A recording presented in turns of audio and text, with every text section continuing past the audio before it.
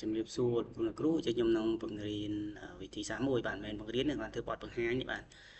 ក្នុងការបង្កើតសំណួរដែលមាន section បន្តគ្នាដូចថាទី7ចូលទៅថ្នាក់ទី7ទី8ចូលទៅថ្នាក់ទី8ហើយយើងប្រើ link សំណួរតែមួយទេបាទអញ្ចឹងឧទាហរណ៍ថាខ្ញុំដាក់ថាសំណួរបាទប្រចាំខែសំទោសប្រចាំខែមេសាឧទាហរណ៍ណាមេសាបាទអញ្ចឹងកន្លែងនេះលោកគ្រូណាគ្រូត្រូវ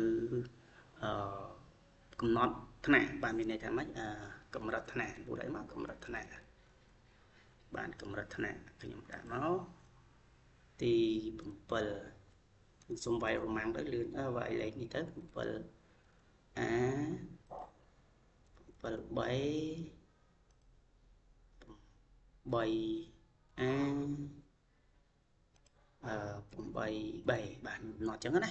បន្តមកទៀតខ្ញុំបង្កើត section បន្តបាទអញ្ចឹងខ្ញុំបង្កើត section បន្ត section នេះខ្ញុំដាក់8ដាក់ 7A ខ្ញុំដាក់ 7A ដាក់ 7A ហើយខ្ញុំបង្កើត question នេះមកបាទយើងដាក់មកឈ្មោះបាទដាក់ឈ្មោះយកមកទៅបាទឈ្មោះបើចង់ភេទទេលោកគ្រូបង្កើតភេទបន្តអញ្ចឹងមកណាខ្ញុំដាក់លើឈ្មោះទេឈ្មោះមកខ្ញុំដាក់ឈ្មោះទី1ខ្ញុំដាក់ឈ្មោះលេខ1តែនេះដាក់ឈ្មោះលេខ2អញ្ចឹងមកបាទ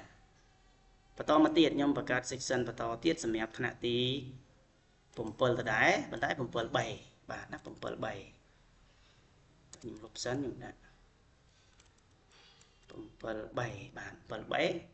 ហើយខ្ញុំបង្កើតឈ្មោះសិស្សបាទខ្ញុំដាក់ឈ្មោះដដែលបាទខ្ញុំដាក់ឈ្មោះដដែលនេះគ្រាន់តែវាយូរបន្តិចប៉ុន្តែបើសិនជាយើងធ្វើវាហើយលឿនណាបាទមានន័យថាយើងប្រើ form តែមួយទេយើងអាចធ្វើបានគ្រប់ថ្នាក់ទាំងអស់បាទចឹងខ្ញុំដាក់លេខ1ជាលេខអារ៉ាប់នេះចុះបាទលេខ2បាទបន្តមកទៀតខ្ញុំទៅបង្កើត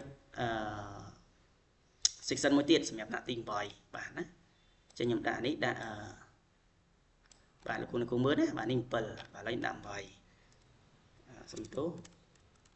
ខ្ញុំដាក់ 8A ហើយខ្ញុំបង្កើតឈ្មោះសិស្សដដែលបាទអញ្ចឹងសិស្សមានប៉ុន្មានអ្នកដាក់មកគ្រូចង់ដាក់ឈ្មោះប៉ុន្មានដាក់ទៅបាទណាមួយថ្នាក់នឹងមានប៉ុន្មានអ្នកយើងដាក់ប៉ុណ្្នឹងមកបាទបើឈ្មោះយើងមានសេហោទៀតកាន់តែស្រួលបាទយើងយកមកដាក់គាត់មកឬក៏យើងឲ្យគាត់រើសវាយឈ្មោះខ្លួនឯងក៏បានដែរបាទតែខ្ញុំសុំដាក់ឈ្មោះចុះអញ្ចឹងខ្ញុំដាក់ឈ្មោះកឈ្មោះខអញ្ចឹងចុះបាទបន្តមកទៀតខ្ញុំទៅបង្កើត section មួយទៀតគឺ8ដែរតែជាអីជាបាទសំទោស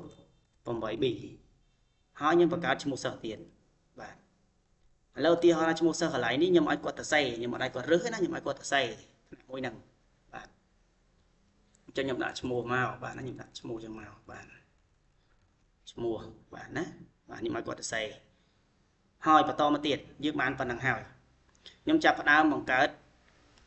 section មួយទៀត section នេះខ្ញុំដាក់ថាសំណួរថ្នាក់ទី7ពួកសម្រាប់ឲ្យកូនសិស្សថ្នាក់ទី7ចូលធ្វើសំណួរថ្នាក់ទី7បាទណាខ្ញុំបង្កើតសំណួរមកបាទណាសំណួរទី1បាទសំណួរទី1ខ្ញុំសួរថាអ្វីជាបាទអក្សរអញ្ចឹងមកអ្វីជាអក្សរអញ្ចឹងយើងដាក់ចម្លើយមកលោកគ្រូចង់ដាក់ចម្លើយមិនដាក់ទៅស្រ័យលោកគ្រូទេណាតើខ្ញុំដាក់ចម្លើយថា2អញ្ចឹងទៅបាទណាហើយមួយទៀតខ្ញុំដាក់ចម្លើយ3អញ្ចឹងទៅបាទខ្ញុំឧទាហរណ៍ទេខ្ញុំបង្កើតសំណួរទី2បន្តទៀតយើងបង្កើតមកបាទណាសំណួរទី2អញ្ចឹងមកបាទអ្វីជាលេខអញ្ចឹងមកបាទណាលោកគ្រូចង់ដាក់មិនក៏បានដែរបាទនេះចម្លើយខ្ញុំឧទាហរណ៍ថាជាចម្លើយបាទ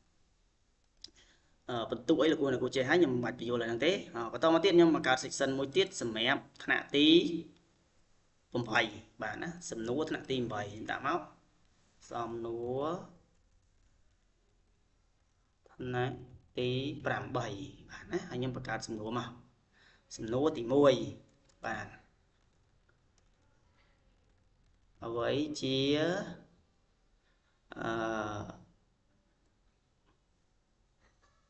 បាទអ្វីជាគណិតបាទវិទ្យាអញ្ចឹងទៅ ខ្ញុំឧទាហរណ៍ណាសូមអធិស្ឋានបាទចម្លើយមានចម្លើយកចម្លើយខអញ្ចឹងទៅបាទបន្តមកខ្ញុំបង្កើតសំណួរទី2សម្រាប់ថ្នាក់ទី8ដដែលហ្នឹងបាទអ្វីចូលអញ្ចឹងណាពន្យល់ពាក្យមេដាអញ្ចឹងដល់បាទចម្លើយមាន1មាន2មាន3អញ្ចឹងដែរបាទណាស្ដាយតែយើងឯងបើយើងបង្កើតសំណួរបានហើយយើងបង្កើត section នេះបានទាំងអស់ហើយអញ្ចឹងលោកគ្រូអ្នកគ្រូត្រូវទៅចូលកំណត់បាទកំណត់ណាកំណត់យ៉ាងម៉េចអញ្ចឹងយើងចុចកន្លែង section ដំបូងដែលយើងមានថ្នាក់ហ្នឹងយើងចុចលើវាមកនេះនៅកន្លែងក្បែរ require នេះលោកគ្រូចុចយកពាក្យគោ section based on answer ចុចវាមក 7A អញ្ចឹងយើងរើមកឲ្យទៅ section ណា section ណា 7A ដោយសារយើងបានកំណត់មិញដាក់ 7A នេះមក 7B យើងដាក់ B មកបាទ 8A យើងដាក់ 8A មកហើយ 8B យើងដាក់ 8B ពេលលោកគ្រូអ្នកគ្រូកំណត់អញ្ចឹងបានហើយណាបងប្អូនកំណត់អញ្ចឹងបានហើយយើងចុះមកខាងក្រោមកំណត់យ៉ាងម៉េចមានន័យថាកន្លែង after section នេះនៅពេលដែលយើងរើសថ្នាក់ហើយយើងត្រូវឲ្យថ្នាក់ទី 7A ណារើសឈ្មោះហើយឲ្យគាត់ចេញទៅណាទៀតឲ្យគាត់ចេញទៅធ្វើសំណួរបាទអញ្ចឹងយើងចុចនេះសំណួរនឹងមកបាទណាយើងចុចសំណួរនឹងមកបាទមានន័យថាឲ្យគាត់ទៅធ្វើសំណួរថ្នាក់ទី 7 ហ្នឹងដូចគ្នា 7B នេះចឹងដែរឲ្យគាត់ចេញទៅធ្វើទៅសំណួរថ្នាក់ទី 7 ហ្នឹងដូចគ្នាចឹងមកថ្នាក់ទី 8ឲ្យគាត់ទៅធ្វើសំណួរថ្នាក់ទី 8បាទនេះដូចគ្នាឲ្យគាត់ចេញទៅធ្វើសំណួរថ្នាក់ទី 8 បាទបន្តមកទៀតនៅកន្លែង section ទី 7 សំណួរទី 7 នេះប្រសិនបើយើងដាក់ continue to next section វានឹងចេញថ្នាក់ទី 8 អញ្ចឹងយើងអត់ដាក់អញ្ចឹងឯងមានន័យថានៅពេលដែលកូនសិស្សថ្នាក់ទី 7 ហ្នឹងគាត់ធ្វើចប់ឲ្យគាត់ submit តែម្ដងអញ្ចឹងយើងខាងក្រោមនេះយើងដាក់ពាក្យ submit ហើយថ្នាក់ទី 8 យើងមិនដាក់ឯងខ្ញុំសូមបញ្ជាក់ថាយើងតេស្តនៅលើនេះអត់ដែរអញ្ចឹងខ្ញុំសូមប្រើ mail មួយទៀតបាទខ្ញុំសូមប្រើ mail មួយទៀតណាអញ្ចឹងខ្ញុំ review វាមកបាទខ្ញុំ copy link នឹងសិនជប់អធិស្ឋានបាទខ្ញុំសូមទៅ copy link សិនដោយសារ Google ឥឡូវគាត់ update ថ្មីបាទអញ្ចឹងខ្ញុំសូមទៅ copy link សិនខ្ញុំដាក់ manage នេះមកហើយខ្ញុំយក anyone with the link នេះត្រូវហើយបាទត្រូវបាទខ្ញុំចុចដានវាសិនបាទហើយចុច publish នេះមកបាទបន្តមកទៀតយើងចាប់ផ្ដើម copy link បាទនេះ copy link ណាអញ្ចឹងខ្ញុំ copy link នេះមក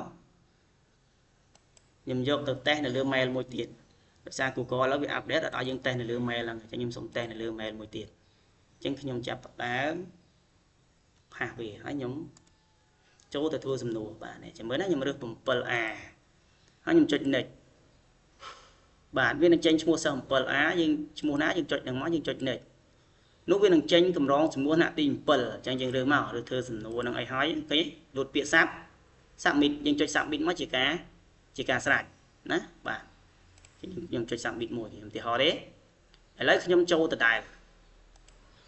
បាទដោយសារខ្ញុំអត់បានកំណត់ថា mail មួយធ្វើបានម្ដងហើយខ្ញុំកំណត់ទេឥឡូវខ្ញុំចូលដល់ថ្នាក់ទី 8 ម្ដង 8A ហើយខ្ញុំចុច next អញ្ចឹងវានឹងចេញឈ្មោះសិស្សថ្នាក់ទី 8A ខ្ញុំរើសមកសិស្សខ្ញុំឈ្មោះកបាទហើយខ្ញុំចុច next សំណួរថ្នាក់ទី 8ខ្ញុំរើសយ៉ាងមកឃើញហើយ submit បាទអញ្ចឹងលោកគ្រូអ្នកគ្រូមានភាពងាយស្រួលក្នុងការធ្វើសំណួរងាយស្រួលយ៉ាងម៉េចងាយស្រួលត្រង់ថាយើងបង្កើតតែ form មួយគឺយើងអាចប្រើប្រាស់បានគ្រប់កម្រិតថ្នាក់តែគ្រាន់តែលោកគ្រូអ្នកគ្រូត្រូវប្រយ័ត្នប្រយែងបន្តិចណាសូមប្រយ័ត្នប្រយែងបន្តិចប្រយ័ត្នយើងអាចច្រោះទិន្នន័យបានបាទជា sheet ជាអីស្រ័យលើការច្រោះរបស់លោកគ្រូអ្នកគ្រូឃើញទេបាទអញ្ចឹងពាក់ព័ន្ធទៅនឹង form នេះខ្ញុំសូមបង្ហាញប៉ុណ្នេះជូនលោកគ្រូអ្នកគ្រូដើម្បីលោកគ្រូអ្នកគ្រូងាយស្រួលបាទក្នុងការគ្រប់គ្រងសំណួរឬក៏ការធ្វើអីហ្នឹងគឺស្រួលបាទណាការធ្វើសំណួរស្រួលដែលយើងប្រើប្រាស់ form តែមួយតែយើងអាចប្រើប្រាស់បានគ្រប់កម្រិតថ្នាក់ដូចខ្ញុំបញ្ជាក់អញ្ចឹងលោកគ្រូអ្នកគ្រូអាចធ្វើចឹងមកណាបាទមិញខ្ញុំភ្លេចកន្លែង 8B នេះគឺខ្ញុំឲ្យសរសេរឈ្មោះអញ្ចឹងខ្ញុំសូមទៅតេស្តសរសេរឈ្មោះនឹងវិញបាទអញ្ចឹងខ្ញុំតេស្ត 8B បាទចាំមើលតើសរសេរឈ្មោះមែនអត់នេះឃើញទេដោយសារខ្ញុំដាក់សរសេរឈ្មោះអញ្ចឹងខ្ញុំសរសេរមក ឲ្យខ្ញុំនិចទៅបាទនិចទៅបាទហើយឆ្លើយឲ្យយើង submit ប៉ុន្តែប្រសិនបើយើង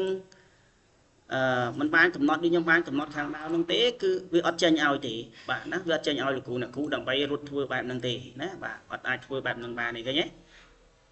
អញ្ចឹងនៅកន្លែងសំណួរថ្នាក់ទី7នេះមានន័យថាលោកគ្រូអ្នកគ្រូត្រូវរើសពាក្យខាងក្រោមនេះដាក់ថា submit form ឧទាហរណ៍លោកគ្រូអ្នកគ្រូបង្កើតថ្នាក់ទី8ហើយលោកគ្រូអ្នកគ្រូមានសំណួរថ្នាក់ទី9មួយទៀតអញ្ចឹងអាចុង section ថ្នាក់ទី8ហ្នឹងលោកគ្រូអ្នកគ្រូដាក់ពាក្យ submit form ដូចគ្នាមានន័យថានៅពេលដែលវាបញ្ចប់ថ្នាក់កូនសិស្សគាត់ចូលទៅធ្វើថ្នាក់ទី8ចប់គឺគាត់ចប់សំណួរហ្នឹងគាត់អាចចុច submit បានប្រសិនបើអាចុង section ហ្នឹងយើងអត់រើសពាក្យ submit ហ្នឹងទេវានឹងលោតទៅថ្នាក់ទី9មួយទៀតអញ្ចឹងឧទាហរណ៍ចាំមើលខ្ញុំបង្កើត section ថ្នាក់ទី9មួយទៀតឧទាហរណ៍ណាបាទថ្នាក់ទី9បាទថ្នាក់ទី9បាទខ្ញុំសេខយទៅទី9បាទណាហើយអាចុងនេះខ្ញុំអត់រើសទេបាទខ្ញុំអត់រើសទេបាទខ្ញុំដាក់សំណួរអញ្ចឹងទៅបាទណាបាទខ្ញុំដាក់អញ្ចឹងមកខ្ញុំសុំ refresh វាតិចអញ្ចឹងខ្ញុំសុំមក refresh ដូចគ្នាបាទខ្ញុំ refresh នេះខ្ញុំរើសណាខ្ញុំរើសថ្នាក់ទី8បាទខ្ញុំរើសថ្នាក់ទី8ហើយខ្ញុំចុចឈ្មោះហើយខ្ញុំធ្វើសំណួរបាទនេះលោកគ្រូអ្នកគ្រូឃើញទេខ្ញុំចុចពាក្យ next ទេមានន័យថាវាឲ្យយើងបន្តមកសំណួរថ្នាក់ទី9ណាប៉ុន្តែប្រសិនបើអាចុង section ថ្នាក់ទី8ហ្នឹងនេះអាចុងអានេះថ្នាក់ទី9ណា section ទី8នេះអញ្ចឹងអាចុង section ថ្នាក់ទី8នេះគឺ section ទី7ហ្នឹងខ្ញុំរើសពាក្យថា submit នេះខាងក្រោមខ្ញុំរើសពាក្យថា submit បាទណាខ្ញុំរើសពាក្យថា submit ខាងលើនេះលោកគ្រូអ្នកគ្រូនឹងឃើញនេះ1នៃ8មានន័យថា section ទី1នៃ8 section បាទអញ្ចឹងខ្ញុំសូម refresh មកខ្ញុំរើសពាក្យ submit ដែរណាខ្ញុំរើសពាក្យ submit ខាងក្រោមនេះបាទខ្ញុំបានរើសពាក្យ submit ខាងក្រោមនេះអញ្ចឹងខ្ញុំសូមទៅ refresh នេះដូចគ្នាបាទហើយលោកគ្រូអ្នកគ្រូចាំមើលណាបាទនេះឃើញទេឃើញលើពាក្យ submit ឲ្យទេបាទអញ្ចឹងខ្ញុំមានប៉ុណ្ណេះហើយខ្ញុំសូមអរគុណសម្រាប់ការតាមដានរបស់លោកគ្រូបណ្ដាលគ្រាន់តែវីដេអូនេះវាវែងតិចអធិស្ឋានណាបាទសូមអរគុណ